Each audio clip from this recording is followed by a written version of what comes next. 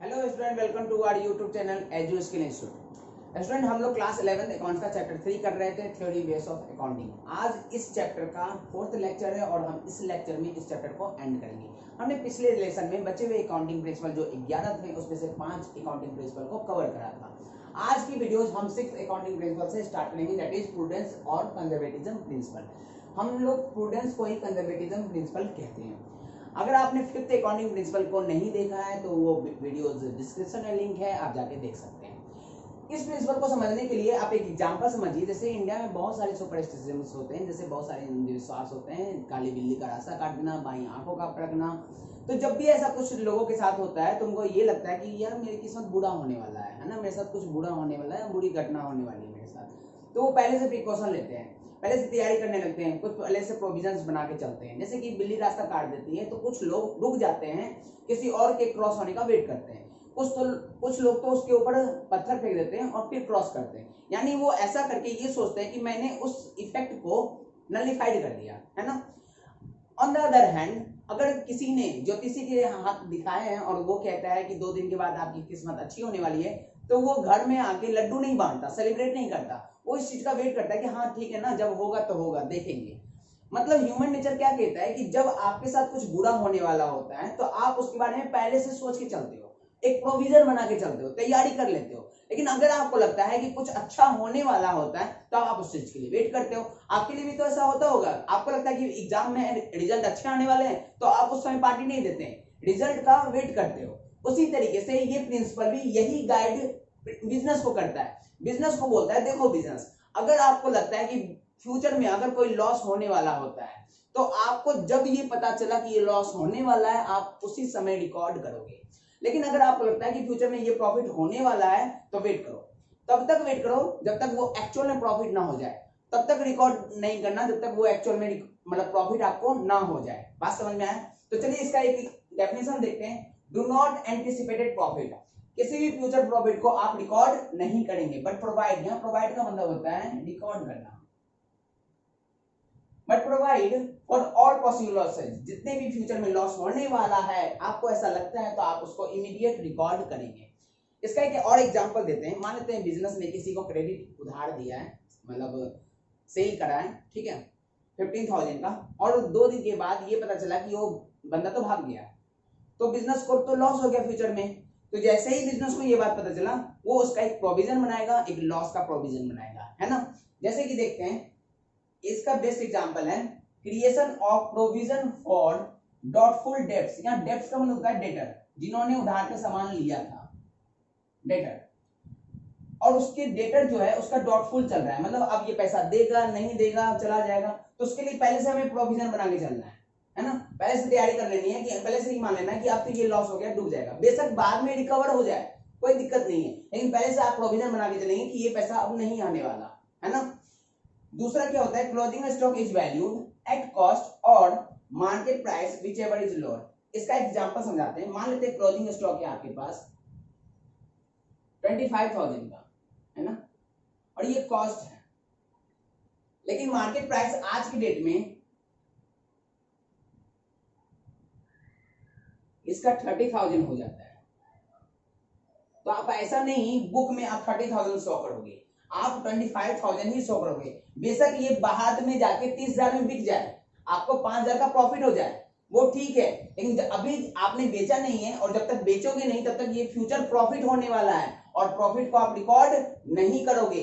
इसलिए which ever is lower, जो सबसे कम दाम दिख रहा है आप पहले उसी को रिकॉर्ड करोगे। क्लियर है? सिमिलरली 30,000 की जगह 20,000 हो जाता है तो आप 25,000 शो नहीं करोगे, 20,000 पे शो करोगे। अगर आप 25,000 पे शो कर रहे हो इसका मतलब मार्केट वैल्यू से 5,000 एक्स्ट्रा पे शो कर रहे हो, यानी अपने गुड्स को 5,000 के प्रॉफिट पे दिखा रहे हो, जबकि मार्केट में तो 20,000 में ही बिकेगा।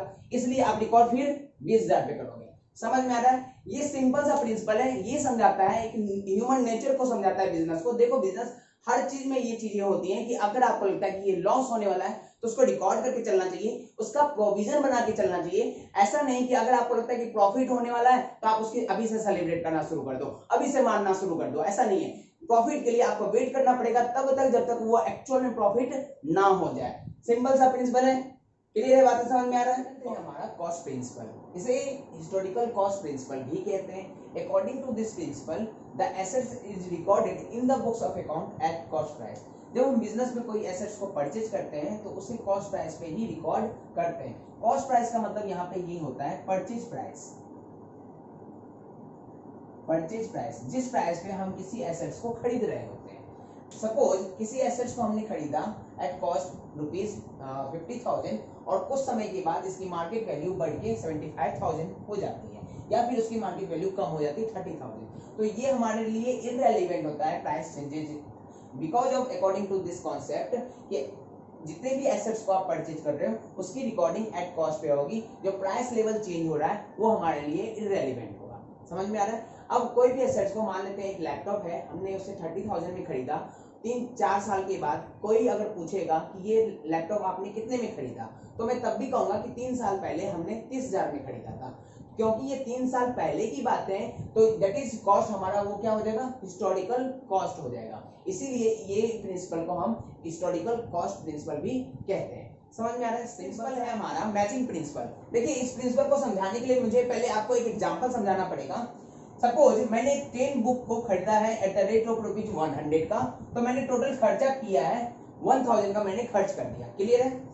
अब मैंने इस 10 बुक्स में से 5 बुक को मैंने बेच दिया एट द रेट ऑफ ₹150 का, तो टोटल सेल हमारा 750 का हुआ है। क्लियर है। तो यहाँ पे रेवेन्यू हमारा 750 है। 5 बुक को मैंने सेल कर दिया। अच्छा ये 5 बुक की कॉस्ट कितनी आई होगी, 500 रुपए, क्योंकि 10 बुक की 1000 है तो 5 बुक की 500 रुपए। मैचिंग प्रिंसिपल ये कहता है कि जो रिवेन्यू आया है उस रिवेन्यू को अर्न करने में आपने जितना कॉस्ट इनकर्ड करा है उस कॉस्ट को उस रिवेन्यू के साथ मैच कर दो, यानी माइनस कर दो, तो आपको एक्यूरेट प्रॉफिट आ जाएगा। मतलब क्या है कि 750 का मैंने अर्न करा, इस 750 रिवेन्यू को अर्न करने के लिए हमने 500 का कॉस्ट इनकर्ड करा था। हम मैं इसे 500 का कॉस्ट माइनस कर दूंगा तो 250 का हमारा क्या हो जाएगा, प्रॉफिट आ जाएगा। मैं ऐसा नहीं कर सकता टोटल कॉस्ट हमारा 1000, रेवेन्यू हमारा 750, तो टोटल मेरा 250 का लॉस अभी भी हो रहा है। ये नहीं, ये गलत हो जाएगा, ये कैलकुलेशन गलत हो जाएगा। अकॉर्डिंग टू मैचिंग प्रिंसिपल, जिस अकाउंटिंग पीरियड की आप बात कर रहे हो, पहले उसका रेवेन्यू देखो, फिर ये भी चेक करो कि उस रेवेन्यू को अर्न करने में कितना कॉस्ट इनकर्ड करा है, फिर उस कॉस्ट को उस रेवेन्यू के साथ माइनस कर दोगे तो आपको एक्यूरेट प्रॉफिट आ जाएगा। तो मैंने इस रेवेन्यू को अर्न करने के लिए 500 रुपए ही तो खर्च किए थे, तो यहाँ पे हमारा 250 का प्रॉफिट आ जाएगा। क्लियर बात है। तो मैचिंग प्रिंसिपल के कारण हमारा ये जो प्रॉफिट आया है वो करेक्ट डिटर्मिनेशन हुआ है। क्लियर बातें यहाँ समझ पा रहे हैं। अगर ये मैचिंग प्रिंसिपल ना होता तो मैं कुछ भी उठपटांग कर देता और 250 का लॉस आ जाता। मैं सोचता ये 1000 का टोटल कॉस्ट है, ये टोटल रेवेन्यू है, तो 250 का हमारा लॉस हो जाता। समझ में आ रहा है। अब मैं इसकी डेफिनेशन पे बात करता हूँ। Cost incurred during a particular period, जो भी कॉस्ट है किसी भी पीरियड का, should be matched against the revenue of that period। जिस पीरियड का आपका रेवेन्यू है उसी पीरियड के कॉस्ट के साथ आप एक दूसरे को मैच करोगे। बात समझ में आ रहा है, कॉन्सेप्ट समझ में आ रहा है, सिंपल सा मैचिंग प्रिंसिपल। तो यही आपका मैचिंग प्रिंसिपल था कि जिस पीरियड का आपका रेवेन्यू है उस पीरियड के रेवेन्यू को अर्न करने में जो कॉस्ट इनकर्ड हो रहा है आप उसके साथ ही मैच करोगे। क्लियर। नेक्स्ट है हमारा dual aspect principle. According to this principle ये कहता है कि बिजनेस में जितने भी ट्रांजैक्शंस होते हैं उसके 2 एस्पेक्ट होते हैं और आपको उन दोनों एस्पेक्ट को रिकॉर्ड करना है। क्या कहते हैं, every transaction has 2 aspect, number 1 debit और नंबर 2 क्रेडिट। ये 2 एस्पेक्ट होते हैं, डेबिट और क्रेडिट। क्या होता है डेबिट और क्रेडिट, ये चैप्टर 5 में हम बहुत ही डिटेल में पढ़ने वाले हैं, क्योंकि चैप्टर 5 पूरा का पूरा इसी प्रिंसिपल पे बेस्ड है। इस प्रिंसिपल का एक मैथमेटिकल इक्वेशन भी होता है, assets equal to capital plus liability. ये पूरा का पूरा हम चैप्टर 5 में डिटेल में पढ़ेंगे। फॉर द टाइमिंग हम ये समझते हैं कि ये डुअल एस्पेक्ट प्रिंसिपल हमें ये गाइड करता है, ये बताता है कि बिजनेस में 2 एस्पेक्ट होते हैं और आपको उन दोनों एस्पेक्ट को रिकॉर्ड करना है। मैं आपको एग्जांपल से समझाता हूँ 2 एस्पेक्ट कैसे होते हैं। जैसे कि मान लेते बिजनेस ने सेल करा है, तो बिजनेस के पास से गुड्स गया, सेल कर दिया उसने, एक एस्पेक्ट गुड्स गया है ना। दूसरा एस्पेक्ट क्या होता है, इन रिटर्न में उसे पैसे मिलते हैं, इनकम मिलती होती है उसकी, तो दूसरा एस्पेक्ट वो हो गया। मान लेते हैं बिजनेस ने कुछ परचेज करा है, मशीनरी परचेज करा, तो उसके पास मशीनरी आया एक एस्पेक्ट, और उसका मशीनरी का पेमेंट किया यानी पैसे गए, तो ये दूसरा एस्पेक्ट। तो जितने भी ट्रांजैक्शंस होते हैं, चाहे वो परचेज का हो या वो सेल करने का हो, यहाँ पे 2 एस्पेक्ट होती ही होती है। और ये प्रिंसिपल कहता है कि आपको उन दोनों एस्पेक्ट को रिकॉर्ड करना है। समझ में आता है हमारा रेवेन्यू रिकॉग्निशन प्रिंसिपल। ये principle same exactly accrual assumption जो आपने पढ़ा था उसी को फॉलो करता हुआ आता है। ये वही बातें बोलता है जो एक्रूवल एजम्पशन बोला था। ये बताता है कि revenue is recognised in the period in which it is earned irrespective of the fact whether it is received और नॉट। ये कहता है कि रेवेन्यू को तभी रिकॉग्नाइज कर लेनी चाहिए, यानी कि रिकॉर्ड कर लेना चाहिए जिस पीरियड में ये अर्न किया गया हो। ये इमटेरियल होता है कि आपके पास पैसे रिसीव हुए हो या फिर पैसे रिसीव्ड नहीं हुए हो। तो this is the revenue recognition principal. Same वही बातें कहता है बिजनेस में कि जब भी आपका इनकम अर्न हो जाए आप उसी पीरियड में रिकॉर्ड कर लें। ये इमटेरियल है कि पैसे रिसीव हुए हैं या फिर पैसे रिसीव नहीं हुए। क्लियर है? 11th एंड लास्ट जो हमारा प्रिंसिपल है वेरीफाइबल ऑब्जेक्टिव प्रिंसिपल।